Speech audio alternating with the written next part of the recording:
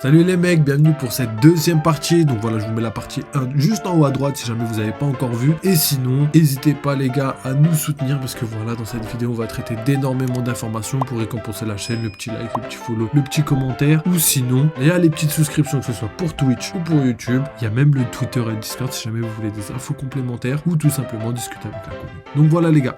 On continue. Son lien avec Yggdrasil. Certes, Odin est très lié à la sagesse, mais des aspects établissent clairement une connexion entre Odin et la forêt. Yggdrasil, c'est l'arbre-monde. Cet arbre est vu comme une forêt cosmique. Il est la source de la vie et de la connaissance. Plutôt, j'affirmais qu'Odin s'était pendu.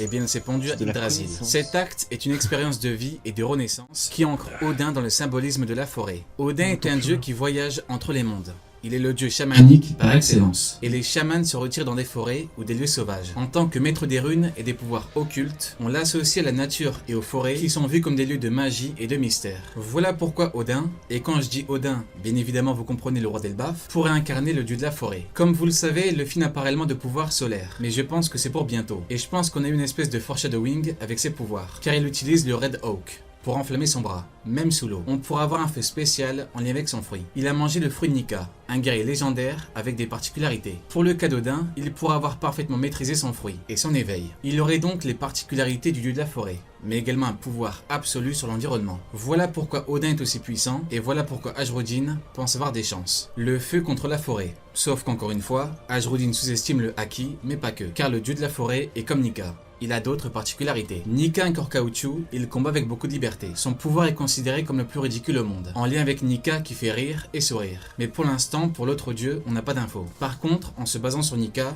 on peut se rapprocher de la vérité. Le dieu soleil fait rire et sourire, car le soleil est lié à la bonne humeur, pour des effets biologiques, mais également... Ok, petite pause les gars, parce qu'on est bientôt à la fin et je voulais juste revenir sur un truc. Donc là, pour lui, en fait, il n'avait pas les infos du dernier chapitre. Donc, le père de Loki serait pour lui Odin. Et pour lui, Odin, c'est la personne la plus puissante d'Elbaf. Mais bon, vu qu'on a eu les infos, nous, on va faire comme s'il avait dit que c'était Loki, tu vois. Et là, pour lui, Loki, il aurait le fruit d'un dieu, et pas n'importe quel dieu, le dieu de la forêt. Et en plus de ça, ça rentre parfaitement avec ma théorie que je vous avais faite sur les armes antiques, enfin, j'en ai parlé plus tôt. Donc, est-ce que, les gars, s'il vous plaît, vous pensez que ça pourrait être le dieu de la forêt? Parce qu'on avait vu qu'il y avait 4 dieux dans One Piece. Le dieu du soleil, le dieu de la forêt, le dieu de la pluie et le dieu de la terre. Donc, est-ce que, justement, on pourrait retrouver un de ces dieux à Elbaf? Pour moi, Loki représente, d'une certaine manière, le dieu de la forêt, mais pas par rapport à son fruit, tu vois. Je pense que le dieu du soleil, c'est le seul fruit, entre guillemets, qu'on a réussi à garder. Mais peut-être c'est pas impossible, les gars. C'est pas impossible parce que c'est cohérent. Ça voudrait dire qu'en fait, le fruit qui a été transmis depuis longtemps, c'était le fruit d'un dieu, qu'au final, il y a 4 fruits comme ça, et c'est les 4 fruits primordiaux un petit peu. Ce serait légendaire, mais à voir. On verra bien, les gars. Mais dites-moi, j'ai envie de savoir. En tant que symbole culturel de positivité. La forêt est quant à elle symbole de mystère, de protection et de renaissance. Le mystère, c'est quelque chose d'inconnu. Odin est le dieu de la sagesse. La protection, c'est l'acte de protéger. Odin protège Elbaf. La renaissance désigne une nouvelle naissance ou un renouveau. De par son histoire, Odin est lié à la renaissance. Le dieu de la forêt a combattu auprès de Nika. Nika libéré, le dieu de la forêt protégé. Pour avancer avec Odin, il faut parler d'un homme qu'il a sûrement côtoyé, Ryuma. Dans le chapitre 937, Gyukimaru parle de lui. C'est un être légendaire, un immense sabreur. Il rehaussait ses ennemis en un éclair. Il a réussi à demeurer invaincu de son vivant. Il y a fort longtemps, le pays de Wet est connu comme étant le pays de l'or. De quoi attiser la convoitise des pirates et des nobles. Mais Ryuma se dressa face à eux. Il a étalé sa force et a révélé au monde l'existence des samouraïs. On apprend donc que Ryuma est assez puissant pour repousser les ennemis. Quand ils ignoraient qu'il était là, ils sont venus, il les a chassés. Puis le monde a créé un Wano. Ce qu'il faut comprendre, c'est qu'à Wano, on a toujours eu un être exceptionnel qui protégeait le pays, tout comme le roi des géants le fait, et que cet être était épaulé par ses semblables. Samouraï, Wano, géant, Elbaf. Après Ryuma, il y a eu Oden, mais avant Oden, il y en a eu d'autres, des combattants d'exception, qui protégeaient le pays. Aujourd'hui, le pays peut compter sur le fils d'Oden, Momonosuke, qui a un âge adulte. D'ailleurs, Zoro, qui descend de Ryuma, aurait pu être ce protecteur. Et si Oden n'avait pas voyagé, Kaido n'aurait pas pris le pays. S'il n'avait pas eu d'enfant, il aurait gagné le combat. Ryuma a montré au monde que Wano est un pays très puissant. Et Akainu dit bien, stop, Wano, on n'y touche pas. C'est compliqué à cause des forces sur place. N'oublions pas qu'à l'époque, Wano c'était Oden, les fourreaux rouges, mais pas que. On avait également les daimyo, dont 3 Daikengo, qui représentent le plus haut stade pour un épéiste. C'est avoir une maîtrise parfaite du du sabre, ce que Zoro n'a même pas encore. Il comble juste la différence de puissance avec du haki des rois. Il faut voir Elbaf comme Wano, avec un être exceptionnel en guise de combattant le plus puissant. Mais pas que, car le protecteur en chef peut compter sur ses meilleurs éléments. Là où Oden avait les daimyo Daikengo, Oden pourra avoir de véritables destructeurs en guise de combattants. Un épéiste représente la maîtrise de l'épée. Un géant représente un combattant au corps à corps qui se veut destructeur. Un épéiste c'est gracieux, un géant c'est rude. Voilà pourquoi avec Odin, on pourra avoir 3 guerriers d'une puissance assez grande. Et pourquoi pas ses 3 fils, dont Loki. On pourra avoir Thor, le dieu du tonnerre, et Balder, le dieu de la lumière. 3 fils, 3 personnalités très différentes. Un vicieux, un nerveux, un bienveillant. Plutôt je parlais d'Yggdrasil, l'arbre monde qui relie 9 mondes. Depuis quelques années, D'ailleurs, petite pause les gars, parce que il y a un truc qui est pas mal, c'est que au final, c'est vrai que Loki pourra avoir 2 frères, et c'est peut-être ces 2 frères qui ont réussi à l'arrêter avec l'ensemble des guerriers d'Elbaf, ce qui justifierait un petit peu pourquoi ils ont réussi et d'où venaient les ordres, tu vois, d'où viennent les ordres d'arrêter Loki, tu vois, même si c'est d'un point de vue logique. La base, si Elbaf c'est juste un pays qui respecte la puissance, Loki en tuant le roi aurait dû tout simplement s'asseoir sur le trône, sauf que non, il y a quelqu'un qui en a décidé autrement, et c'est peut-être ses frangins, tout simplement. Baldur et Baldur, en fait, il y a plein de noms, il n'y a pas vraiment de prononciation exacte, mais vous avez capté. Et du coup, Thor, donc à voir. Et peut-être que Thor pourrait mourir et que Usopp récupérer son marteau, vous avez capté. Les power-up légendaires potentiels qui pourraient arriver. Allez, on termine la vidéo. J'affirme qu'Elbaf pourrait être un arc d'entraînement pour les Mugiwara, et ce, pour plusieurs raisons, dont la nécessité de grandement évoluer pour certains, et de maîtriser leur pouvoir pour d'autres. Dans l'arc Onigashima, qui est un arc de combat, on a eu des combats pour les Mugiwara, mais pas tous. Ceux qui n'ont pas eu de combat n'ont pas eu de power-up. Et on a même des victoires sans réel power-up. Chopper, Usopp et Brook, pas de combat, pas de power-up. Jinbei affrontait Uzu qui était trop faible pour lui. Et Franky n'a pas eu de power-up, malgré une victoire. Ce qui ne l'empêche pas d'être puissant. Il a battu Sasaki et a one-shot un vice-amiral. Mais ce qui importe, c'est que Franky peut grandement évoluer. S'il a été capable de ses prouesses sans power-up, imaginez avec. Durant Elbaf, les Mugiwara pourraient évoluer, avoir des power-up, maîtriser leurs power-up, qu'ils soient anciens ou nouveaux. Yggdrasil représente l'interconnexion entre tous les êtres et les mondes, y compris les dieux, les humains et les créatures mystiques. Les Mugiwara pourraient s'entraîner dans chaque monde. Un monde, un Mugiwara. Elbaf pourrait être le moyen pour Luffy d'apprendre la réelle histoire du dieu soleil qu'il incarne, et de comprendre le potentiel de ses pouvoirs. Luffy, en tant que protagoniste, a une certaine particularité. Il a débuté son aventure après un long entraînement. Il ne s'est pas lancé sans rien, et a très vite compris l'importance d'être le plus puissant possible. Et après l'archipel et Marineford, il s'est rendu compte qu'il est encore beaucoup trop faible, d'où les 2 ans d'ellipse. Il est pleinement conscient qu'il doit constamment évoluer pour protéger les siens et atteindre son but. Il n'a pas hésité à s'entraîner à Udon, puis en dehors. Il n'a pas honte de devoir évoluer. Rayleigh lui a appris les bases du haki. Ensuite, il a évolué en combattant des gens de plus en plus puissants, jusqu'à tomber sur l'imbattable. Mais il s'est entraîné, a entraîné son haki, et a compris comment utiliser son haki des rois offensif. Il a pu gagner avec un éveil de fruits, mais pas que, car son haki entre en compte. Sans tout ce travail au préalable, il aurait perdu. Une fois qu'il est au courant de son potentiel évolutif en termes de compétences, Luffy cherche à acquérir ses compétences. Parce que Luffy est un génie au combat. C'est ce génie qui l'a amené au Gear 2 et au Gear 3, qui étaient les 2 vrais gros power-up de Luffy. Préparez-vous à la rencontre Luffy-Odin. Allez, Jané, tu n'auras pas regardé le 2 pour rien. Ok. Donc, let's go les gars, on va faire un petit débrief. Donnez-moi juste 5 minutes, j'arrive. Débrief de la vidéo de Ryo Sensei, on va parler un petit peu de tout ce qu'il a dit, de toutes les choses qui tournent autour de Loki, potentiellement Odin, etc. etc. Donc j'ai hâte de voir comment ça pourrait tourner, mais évidemment on a vu quelque chose d'important, c'est que nous on est au courant que Odin malheureusement n'est pas le père de Loki, en tout cas pour l'instant avec les informations qu'on a. La seule chance pour que Loki, enfin plutôt Odin, puisse faire son apparition, c'est qu'en fait, Harald était entre guillemets pas le vrai père.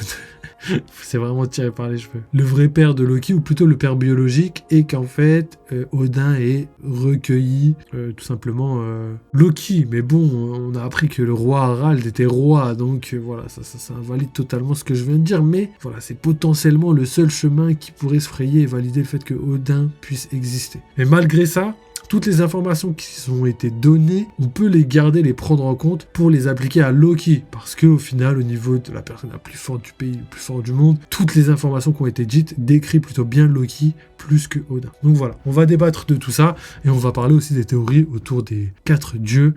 Et vous savez déjà mon avis là-dessus. Donc voilà, dans le manga de Luffy au chapeau de paille, on a pas mal d'informations qui se profilent à l'horizon, étant donné qu'à Elbaf, aujourd'hui, ou plutôt dans le dernier chapitre, on a vu que que ouais, Loki, le père de Loki, le roi Harald, ou même toutes les autres personnes sont des personnes qui potentiellement sont la plus puissante ou les plus puissantes de tout le manga. Donc quand on a pris ça en compte, on peut supposer que potentiellement Odin, comme je viens de le dire, pourrait représenter non pas le roi Harald, comme l'aurait pu supposer Ryo Sensei, mais plutôt Loki. Pourquoi ? Parce que voilà, tout ce qu'il a dit par rapport à la surpuissance, par rapport à tout ce qui est le côté connaissance, etc., même si on peut pas trop appliquer le côté connaissance via les dieux et tout, toute l'inspiration autour d'Odin, on peut garder quand même tout le côté power scaling autour de Loki, parce que ça, c'est bel et bien vrai.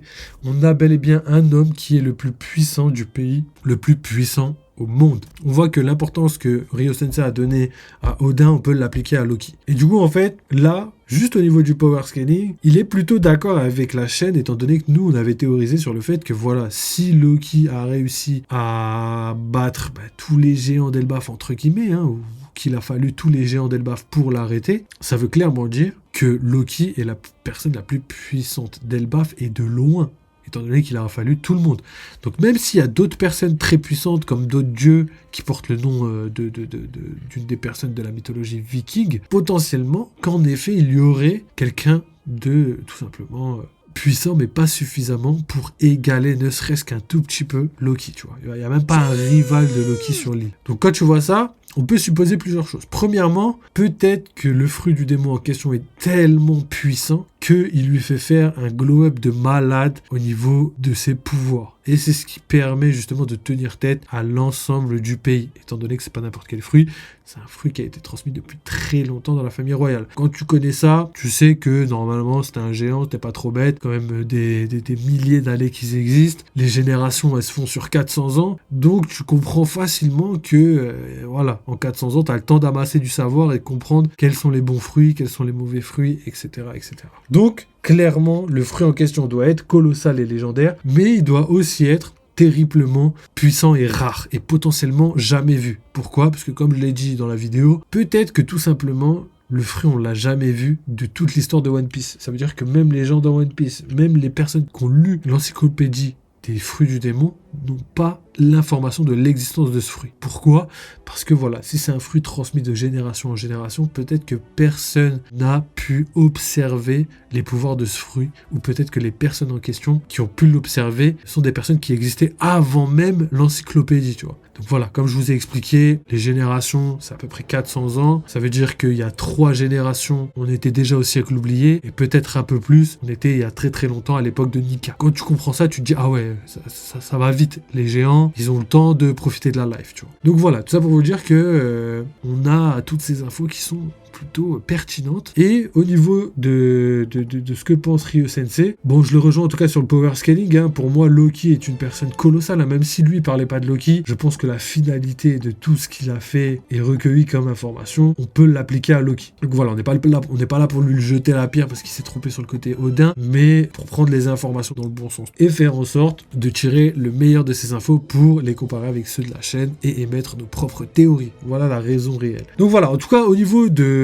Odin, Loki, Elbaf, on a compris maintenant très clairement, et d'ailleurs j'avais pas de doute clairement, hein. Moi je reste carrément sur mes théories. Moi je voulais juste avoir l'avis de Ryo Sensei qui est porté plus sur le power scaling, et au final on arrive aux mêmes conclusions dans le sens où effectivement en termes de puissance on a quand même quelqu'un de colossal, quelqu'un qui pourrait être comparé à un empereur, qui est comparé à un empereur de par la phrase capable de détruire le monde, ou comparé à une arme antique, parce que voilà, c'est les mêmes phrases qui sont utilisées par ces personnes-là. Donc dans tous les cas, comme je le dis à chaque fois, ça fait quand même quelques semaines que je le dis, la finalité est la même. Loki, pour moi, clairement, est quelqu'un qui a des ressemblances étroites avec les empereurs et les armes antiques et un potentiel de destruction qui pourrait égaler l'un ou l'autre. Par contre, en termes de puissance pure, acquis pur, etc., potentiellement qui pourrait pas égaler un empereur ou potentiellement qui pourrait surpasser un empereur, même si ça m'étonnerait très très fort. C'est juste pour vous dire que on est à l'abri de rien et que tout peut arriver. Donc voilà, au niveau du power scaling, je suis assez content de l'analyse. Tout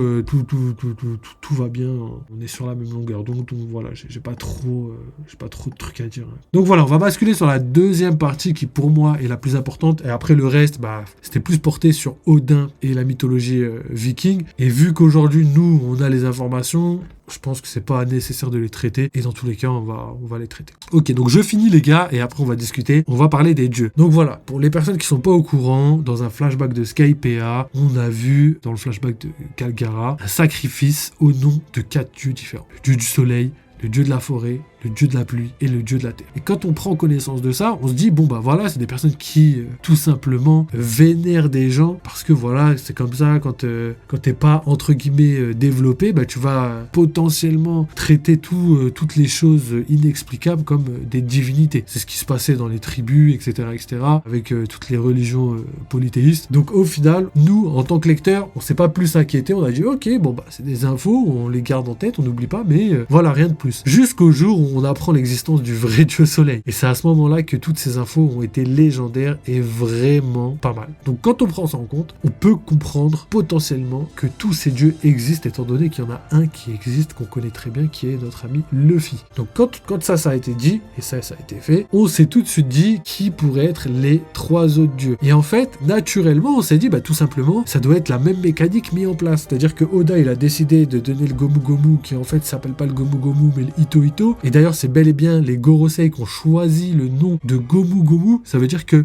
n'existait pas avant. C'est dans ce sens-là. Que l'autre coup, on en avait parlé, on savait pas, je me rappelais plus pourquoi le Gomu Gomu, on savait qu'il n'existait pas. Et en fait, si on sait qu'il n'existe pas, c'est parce qu'on sait aujourd'hui que c'est les Gorosei, en tout cas le gouvernement mondial au sens large du terme, qui ont décidé de l'appeler tel quel, pour justement brouiller les pistes. Parce que Nika, le Ito Ito no Mi modèle Nika, avait cette particularité de rendre les bras élastiques, et c'est à partir de ça qu'ils ont émis l'hypothèse que ce serait pas mal de tout simplement l'appeler le Gomu Gomu, en référence caoutchouc, tout ça, tu vois. Et du coup c'est resté, et ils ont décidé de le cacher de cette manière-là. Donc le Gomu Gomu n'existe pas, grâce à ces informations. Ensuite, pour en revenir aux 4 dieux, on disait que, vu que Luffy a bel et bien mangé le fruit du Ito Ito no Mi modèle Nika, donc dieu du soleil, on pourrait supposer que la mécanique s'applique aux autres. C'est pas mon avis, mais c'est ce que Ryo Sensei dans sa vidéo a voulu dire. Et pour lui, potentiellement, que Loki, du coup, et pas Odin, pourrait avoir mangé le fruit du démon du dieu de la forêt. Et du coup, c'est étroit avec ma théorie, étant donné que je vous avais dit que pour moi, le dieu de la forêt se trouve à Elbaf, en rapport avec l'arbre géant et tout le folklore autour de la mythologie nordique. Et au final, on se rapproche un petit peu de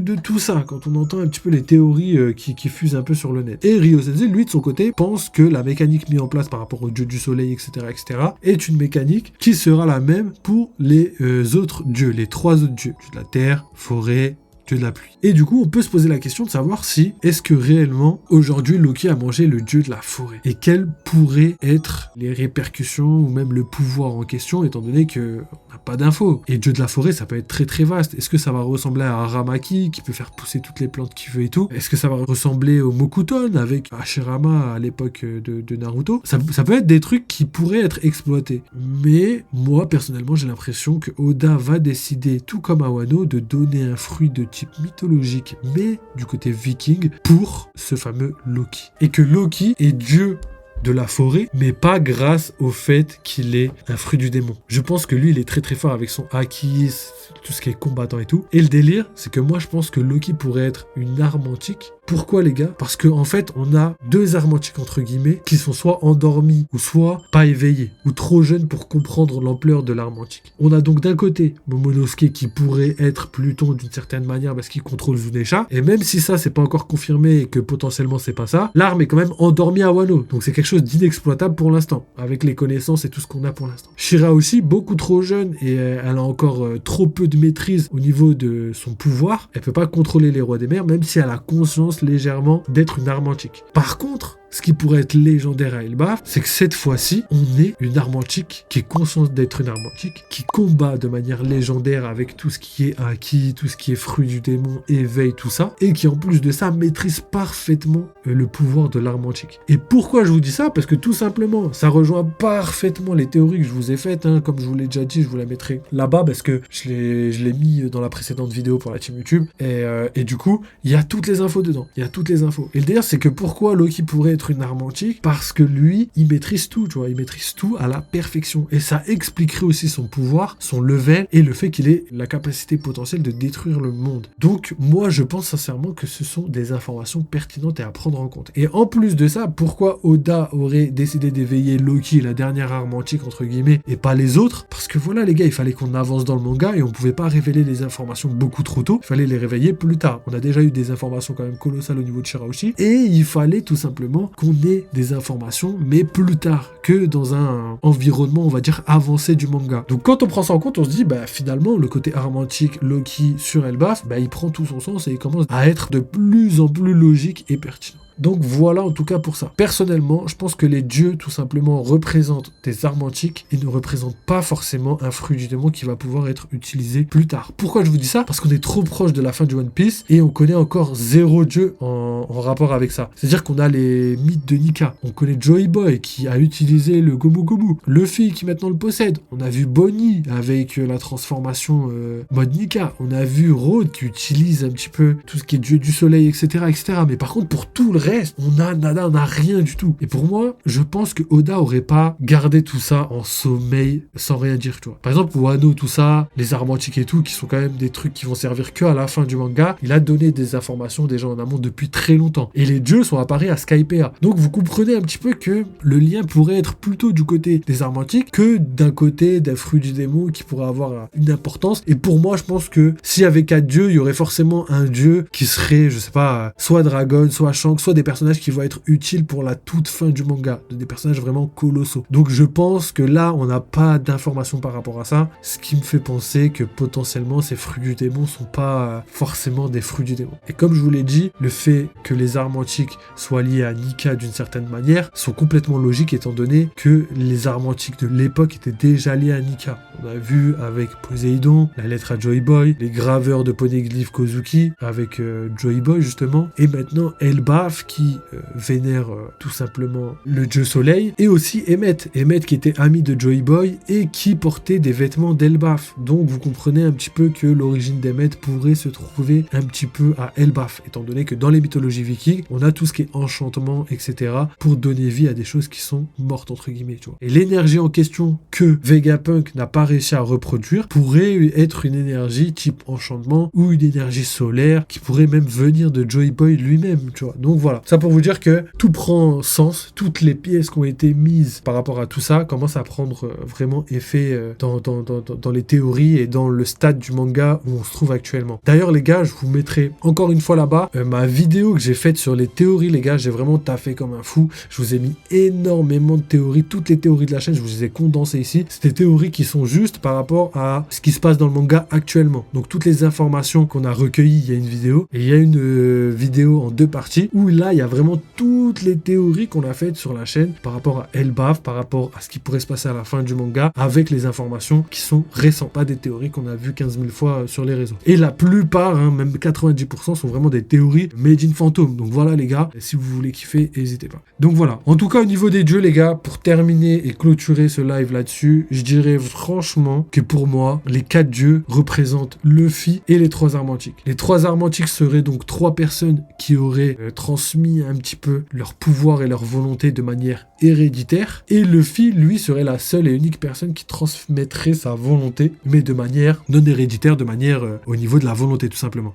Transmettrait sa volonté au fil des générations sans avoir besoin d'un lien héréditaire. Donc ça c'est pour Luffy. Et du coup ça contrebalancerait un petit peu les dieux différents, tu vois. Et en plus de ça, les armes antiques portent le nom d'un dieu. Bref, j'ai vraiment... ça c'est les genres de théories que j'ai vraiment fait 50 fois sur la chaîne. Donc n'hésitez pas à aller checker la vidéo, n'hésitez pas à vous renseigner sur la chaîne, sur tout ce qu'on a fait par rapport à ça, parce qu'on a vraiment détaillé tout ça. Donc voilà les gars, en tout cas Loki arme antique, ça commence à être de plus en plus légendaire et de plus en plus cohérent. Donc j'espère qu'on va aller dans ce sens-là. Ça me ferait trop plaisir étant donné que ça c'est vraiment la plus grosse théorie travaillée depuis depuis le début de la chaîne, tu vois, donc voilà. Donc voilà, si j'ai d'autres choses à vous dire, je vous les dirai, vous inquiétez pas, hein, étant donné qu'il y a 2 semaines de pause, on a le temps de débattre de tout ça, mais voilà les gars, j'espère que vous avez kiffé, et n'hésitez pas à le mentionner en commentaire, n'hésitez pas à nous donner de la force, n'hésitez pas à nous dire énormément de choses autour de tout ça, j'ai pas mal de choses à dire en plus, donc ça tombe bien. Donc voilà, je pense avoir terminé sur ça, j'espère pas avoir été trop long, si jamais vous avez kiffé la team YouTube, n'hésitez pas à liker, commenter et follow comme d'habitude, et sinon, bah, vous connaissez, il y a le Twitter, le Discord, il y a aussi les souscriptions, que ce soit sur Twitch et sur YouTube, et vous avez accès à pas mal de choses, que ce soit les pages, les emojis, etc.,